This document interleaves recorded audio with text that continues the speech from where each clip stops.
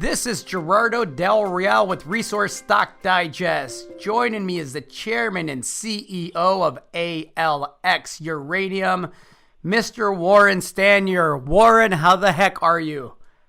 Well, I'm very well, Gerardo, and thanks for inviting me on your program for the interview today. Thank you for coming on. Pretty important, pivotal time for ALX and ALX shareholders. You just announced that diamond drilling is underway at Close Lake in the Athabasca Basin with your partner. I would love for you to provide the details and explain why this program is as important as any in recent memory for the company. I mean, your shares are trading, I think, at the 4.5, 5 cent level. And you wouldn't know that you have this big, well-connected technical partner drilling a property that you have the right to earn up to 51% of, right?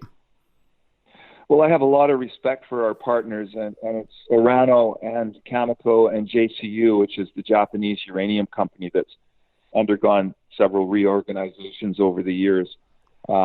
These people are very experienced. They've had many discoveries under their belt. For us to have an opportunity like this is, well, I wouldn't say it's unprecedented, but it is pretty rare. And this property was under wraps for a long time. There was a couple of great drill holes on it in the past and lots of sort of scattered showings, but we're in an area it's kind of an arcing east-west trend from Cigar Lake, and all the indications point to a potential setting for mineralization. So we're drilling into it as you and I speak. Excellent. And tell me about the target. This is obviously, the world's richest uranium district. You're in between monsters, right? Tell me about the target, Correct. What you're hoping to hit. Well, the target is near a hole that exhibited some very strong indications that it could be a mineralized setting. One thing, if you think of the sandstone as almost like a layer cake or a sponge cake, and it can absorb liquids like syrup, okay? Huh. And so when the hydrothermal activity occurs that brings uranium in solution, the sandstone absorbs that. And so you end up with a uranium halo above a potential deposit or a deposit. So what we saw in the historical hole, which is hole 144, is that there was uranium going up into the sandstone for over 100 meters, where normally the uranium content of sandstone, it's like about that of a sidewalk, right, of sterile, barren sandstone. But when you got up to a 1 ppm uranium instead of 0.2, well, when you're 3, 4, 5 times background, you know that something happened there. You don't know exactly where, but that's the trick. So we're drilling near that hole. We have 2 holes planned there.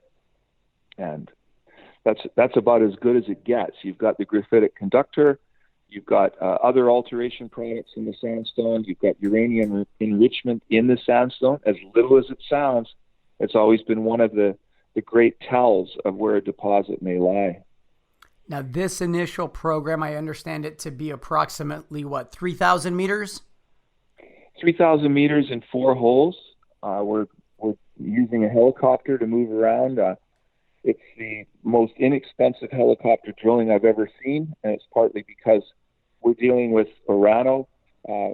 They get everything at a lower price, including the room and board for all the people that are working on the project.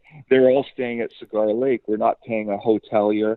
We're not paying a caterer the normal rates. These are lower rates. So it's really a very efficient program. Excellent. When do we anticipate results? If we make a discovery, you're going to find out very quickly. And I hope for that, of course. That's what we do. We're searching for new deposits. It could be weeks. It could be a month. I just really can't say. We're not the operator, so we can't really make that decision. We have to wait for something material to occur. Well, I'm looking forward to assays. I know that you are always wheeling and dealing. Warren, what can ALX shareholders expect in the next couple of months? Do you have more deals that you're looking at?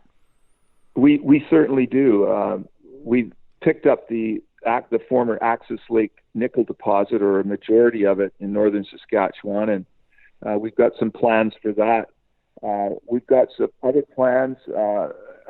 It's not announced yet, but there's other base metals projects we're interested in, and we've also had an opportunity for a gold project recently. So the universe will unfold as it should, and I hope that our shareholders can appreciate that we are looking for other commodities as well.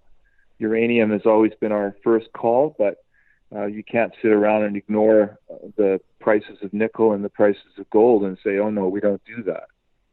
Excellent. Warren, thank you so much for coming on. I'm looking forward to chatting soon, and hopefully we're documenting a discovery, right?